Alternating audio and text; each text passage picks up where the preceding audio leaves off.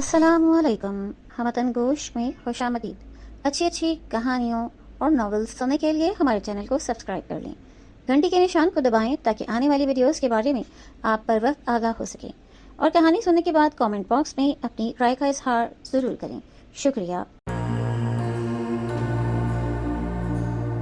पेश खिदमत है इमरान रेहान सीरीज जल्द नंबर 3 लाशों का तहखाना। मुसन्निफ हैं ए हमीद। आइए सुनते हैं किस्त नंबर 1। मुर्दे खाने में आओ। दहशतनाक लाश को देखकर इमरान साकित हो गया। लाश मुर्दा खाने की तरफ आई थी। लाश के जिस्म पर चीर फाड़ के बाद पट्टियां बांधती गई थीं। पट्टियों पर जमे हुए खून के जगह जगह धब्बे पड़े थे। लाश इमरान की तरफ बढ़ रही थी। अब इमरान ने अपने होशो हवास संभाले और तेजी से उछलकर पीछे हुआ। लाश ने अपना कटा पटा पट्टियों वाला हाथ ऊपर उठाया और लाश के हलक से ऐसी आवाज निकली जैसे इसे कोई ज़िबाह कर रहा हो। इमरान, मुर्दा खाने में आओ। इमरान पर अभी खौफ तारी था। वो रात के अंधेरे में भाग खड़ा हुआ। पीछे से लाश की आवाज आती रही, इमरान मुर्दा खाने में आओ, इमरान मुर्दा खाने में आओ। इमरान खौफ के मारे भागता चला गया। जब वो कोहेमरी को जाने वाली पक्की सड़क पर आया तो इसने रुक कर पीछे देखा। इसे लाश नजर न आई। दूर रावल डैम की बत्तियां झिलमिला रही थीं। हर तरफ भयानक सन्नाटा था।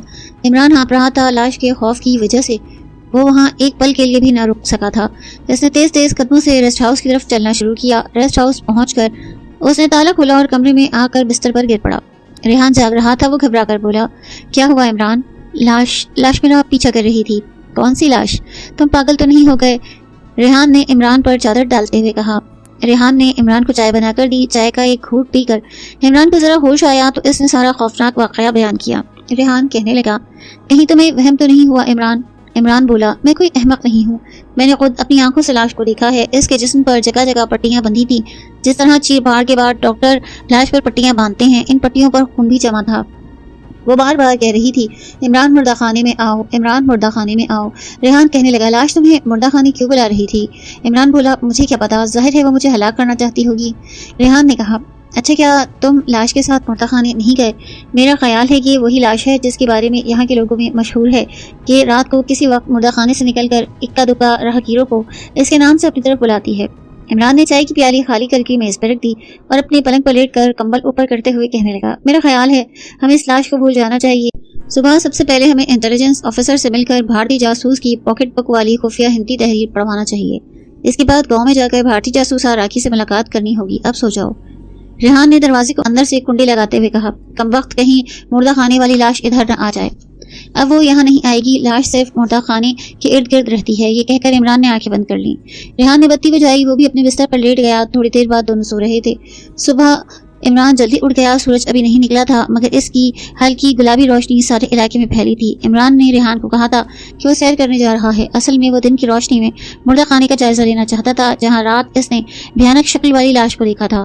इमरान मुर्दा खाने के करीब आकर रुक गया। मुर्दा खाना वीरान पड़ा था। दिन की वजह से इमरान का हौसला बुलंद था। इसके दिल में रात वाला खौफ न था। वो मुर्दा खाने के छोटे से टूटे फूटे बरामदे में आया। मुर्दा खाने का दरवाजा बंद था। दरवाजे पर पुराना जंग वाला ताला लगा था। इमरान ने दरवाजे की दर्ज में से अंदर झांक के देखने की कोशिश की। अंदर इसे कुछ नजर न आया। मुर्दा खाने के पीछे वो पहुंचा। यहाँ दीवार में एक छोटी सी खिड़की थी जिसकी कुंडी उखड़ गई थी। इमरान ने आहिस्ता से खिड़की को खोल दिया। इसने अंदर देखा। मुर्दा खाने में अंधेरा था। बाहर से दिन की रोशनी खिड़की के खुलने से अंदर आ रही थी। इस रोशनी में इमरान ने देखा कि मुर्दा खाने के फर्श पर दवाइयों की बोतलें बिखरी पड़ी हैं। दरमियान में एक पुराना स्ट्रेचर है जिस पर एक लाश पड़ी है। लाश के जिस्म पर खून से भरी पट्टियां बंधी थी। इमरान समझ गया ये वही लाश है जो रात को इसे अपनी तरफ बुला रही थी। मगर एक लाश अपने स्ट्रेचर से उठकर कैसे चल सकती है, कैसे बोल सकती है? ये बात इमरान की समझ नहीं आ रही थी। इसने सोचा कि अंदर जाके लाश को करीब से देखा जाए मगर वो डर गया कि ख्वामख्वाह किसी मुसीबत में न फंस जाए। इसने खिड़की को इसी तरह बंद किया और वापस रेस्ट हाउस आया। जब इसने रेस्ट हाउस में आकर रेहान को बताया कि वो मुर्दा खाने में लाश देख कर आ रहा है तो रेहान ने नाराजगी का इजहार किया कि वो मुर्दा खाने क्यों गया। इमरान बाथरूम की तरफ जाते बोला, अच्छा बाबा अब नहीं जाऊंगा, अब जल्दी से तैयार हो जाओ। हमें सबसे पहले इंटेलिजेंस चीफ ऑफिसर के पास जाना है। 15-20 मिनट के बाद इमरान और रेहान तैयार होकर रेस्ट हाउस से निकले और चीफ इंटेलिजेंस ऑफिसर की तरफ रवाना हुए। इंटेलिजेंस अफसर को इमरान और रेहान के बारे में पहले इत्तला मिल चुकी थी। वो एक बड़े ही अहम और नाजुक मिशन पर काम कर रहे हैं। इनकी हर तरह से मदद की जाए। इमरान ने एहतियात के तौर पर इंटेलिजेंस ऑफिसर को अपना खुफिया नंबर भी बताया कि वो नंबर था जो عمران کو بتایا گیا تھا کہ پاکستان کے کسی بھی پولیس اسٹیشن سے یہ نمبر بتا کر اسے فوراً مدد مل سکتی ہے۔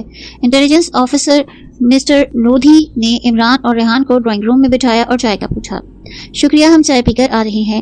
پھر عمران نے بھارتی جاسوس کی جیب سے نکلی پاکٹ بک انٹیلیجنس آفیسر لودھی کے سامنے رکھی اور کہا، یہ ہندی میں کیا لکھا ہے جناب؟ یہ پاکٹ بک ہمیں ایک بھارتی جاسوس کی جیب سے ملی ہے۔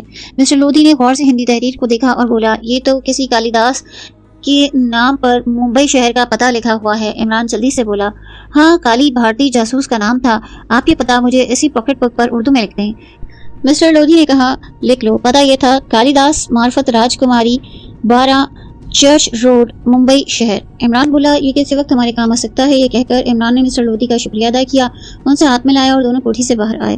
عمران نے کہا، اس بھارتی جاسوس کا ممبئی شہر کا پتہ لکھا تھا۔ ریحان نے پتہ پڑھا اور کہنے لگا، یہ راج کماری بھی کوئی ان کے گروہ کی جاسوسہ ہی لگتی ہے۔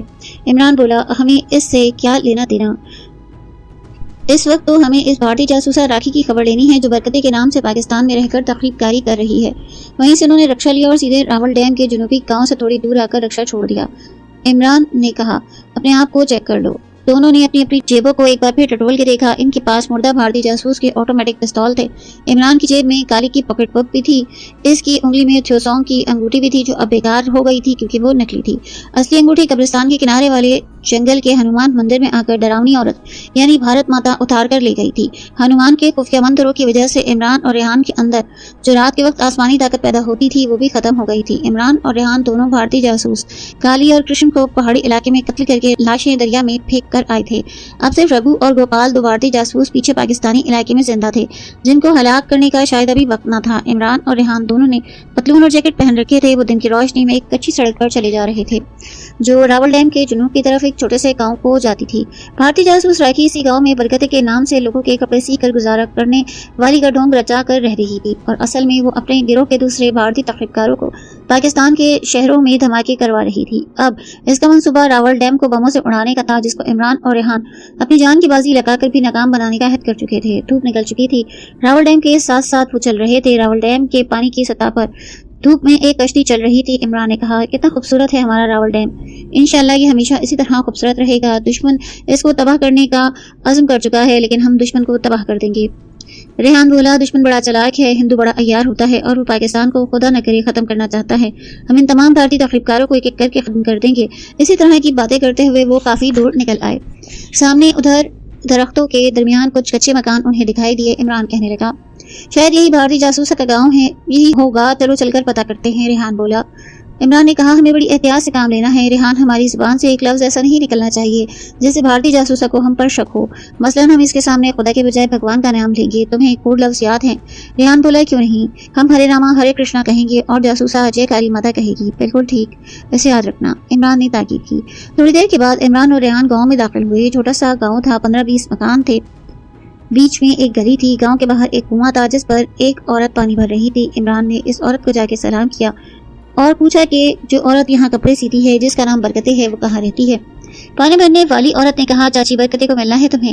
ہاں اسی سے ملنا ہے، ریحان جلدی سے بولا۔ عورت نے برکتے یعنی بھارتی جاسوسہ کے گھر کا پتہ انہیں بتایا۔ یہ مکان گاؤں کے دوسرے کنارے پر تھا۔ یہ ایک منزلہ کچا مکان تھا، سامنے صحن تھا، صحن میں درخت اگا ہوا تھا، کچی دیوار کا دروازہ بند تھا۔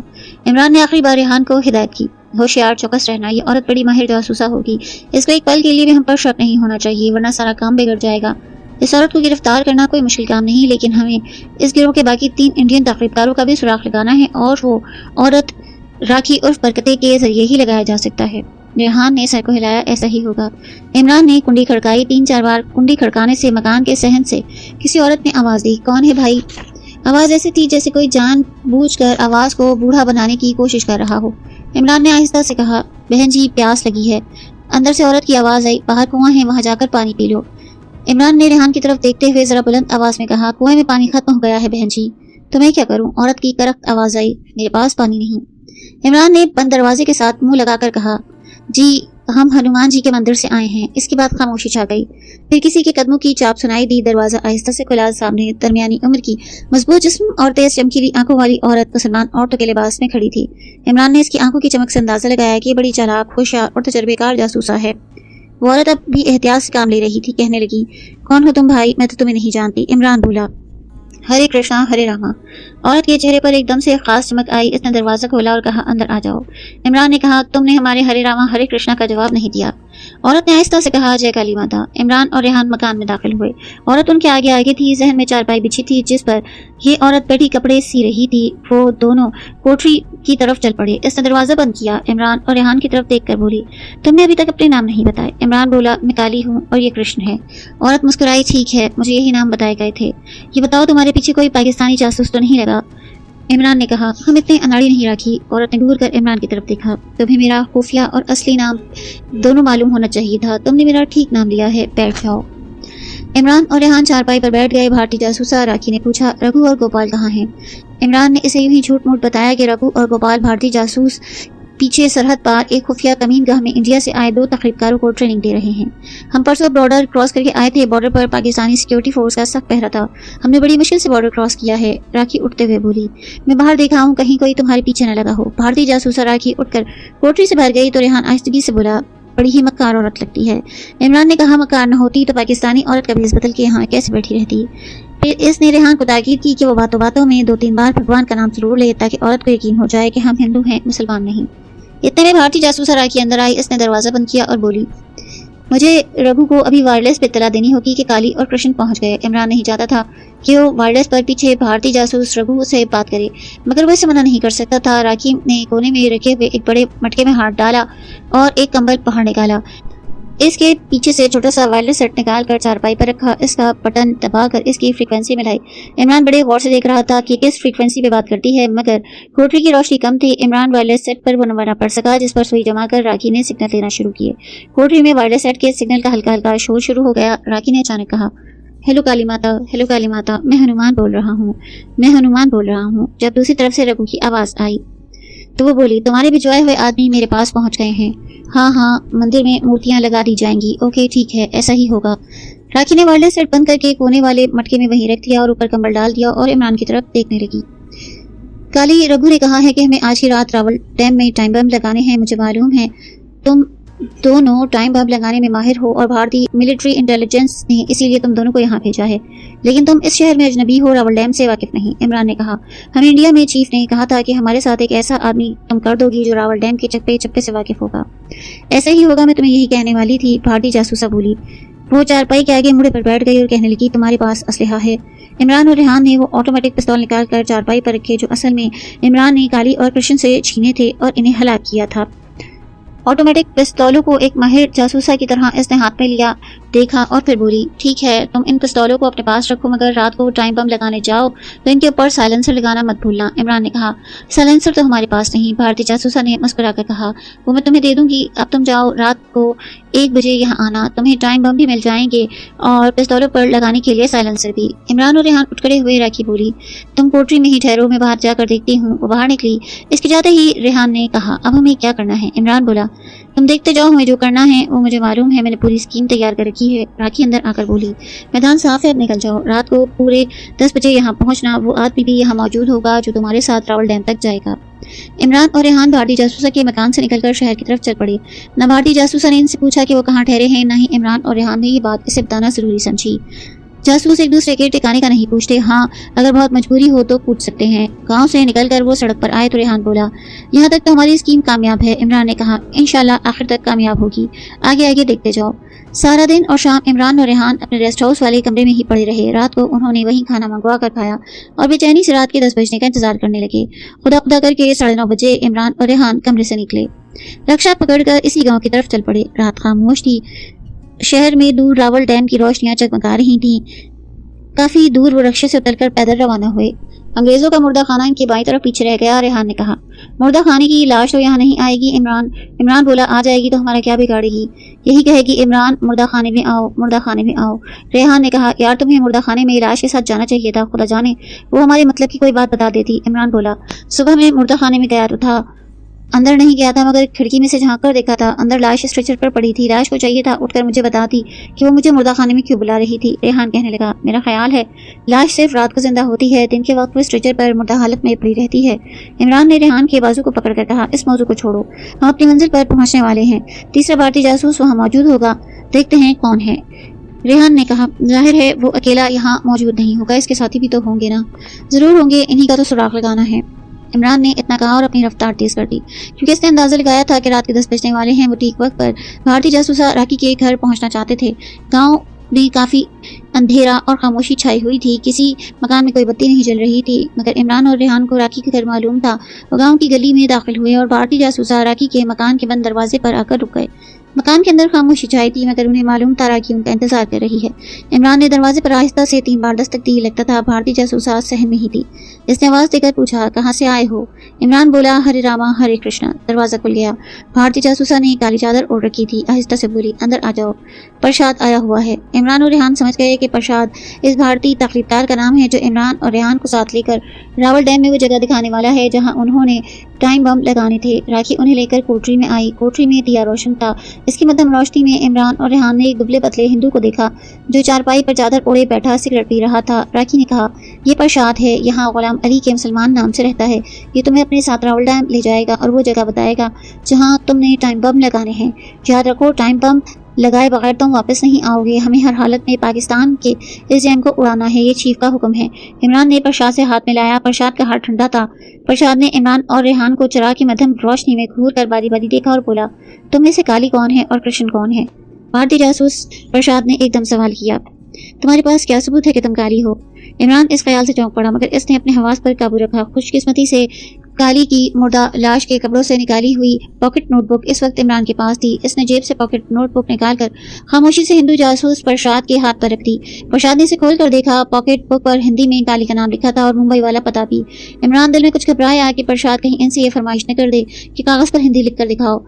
इमरान ने फौरन अपना लहजा तल्ख और तेज करते कहा, राखी, अगर हम पर इस तरह से शक किया जाएगा तो हम अपने काम को पूरी तवज्जो से नहीं कर सकेंगे। इमरान के गुस्से भरे लहजे से प्रसाद भी नर्म हो गया और पॉकेट बुक वापस करते कहा, माफ करना भाई काली, एहतियात के तौर पर हमें एक बार तो पूछना होता है। इमरान ने खुदा का शुक्र अदा किया। इसके बाद प्रसाद ने इसका इम्तहान न लिया, वरना अगर वो इमरान या रेहान में से किसी को कह देता कि हिंदी लिख के दिखाओ तो इनका सारा पोल खुल जाता, क्योंकि वो दोनों हिंदी जबान बिल्कुल नहीं जानते थे। इमरान ने जल्दी से कहा, मैं टाइम बम देखना चाहता हूँ। राखी जासूसा ने चारपाई के नीचे से एक थैला निकाला और इसे खोल दिया। थैले में पेंसिलों के छोटे छोटे बंधे हुए गट्ठों की शक्ल में कितने ही टाइम बम पड़े थे। चमकीली आंखों वाली जासूसा। इमरान और रेहान को मुजाहिद फोर्स में टाइम बम की ट्रेनिंग भी दी गई थी। इमरान ने टाइम बम के गट्ठों को उलट पलट कर देखा और दिल में बड़ा हैरान हुआ, क्योंकि ये टाइम बम इतने ताकतवर थे कि एक साथ फटकर बड़े से बड़े डैम को, बल्कि बड़ी से बड़ी बिल्डिंग के भी परखचे उड़ा सकते थे। इसने बम थैले में रखे और भारतीय जासूसा की तरफ देखकर कहने लगा, ठीक है, ये बम बिल्कुल ठीक है, हम इसे कल रात रावल डैम में लगाएंगे। आज क्यों नहीं? भारतीय तकरीबकार प्रसाद बोला। इमरान कहने लगा, आज हम मौका देखने जाएंगे। ये टाइम बम हम कल रात के पिछले पहर जाकर लगाएंगे, तो हमारे साथ चलकर मौका दिखाओ। प्रसाद ने राखी की तरफ देखा। भारतीय जासूसा बोली, काली जिस तरह कहता है इस तरह करो, इन बातों को ये हमसे बेहतर जानता है। इमरान का मंसूबा यही था कि टाइम बम अगले रोज लगाने का कहा जाए, ताकि इस रात वो प्रसाद और इसके दूसरे भारतीय जासूसों का पता मालूम कर सके कि वो रावलपिंडी में कहाँ किस जगह मुसलमानों का भेस बदल कर रह रहे हैं। भारतीय तकरीबकार प्रसाद ने कहा, ठीक है, तुम मेरे साथ आओ, मैं तुम्हें रावल डैम पर ले जाकर वो जगह दिखाता हूँ जहाँ तुम्हें ये बम लगाने हैं। इमरान और रेहान राखी जासूसा के घर से अंधेरे रात में निकले और रावल डैम की तरफ चल पड़े।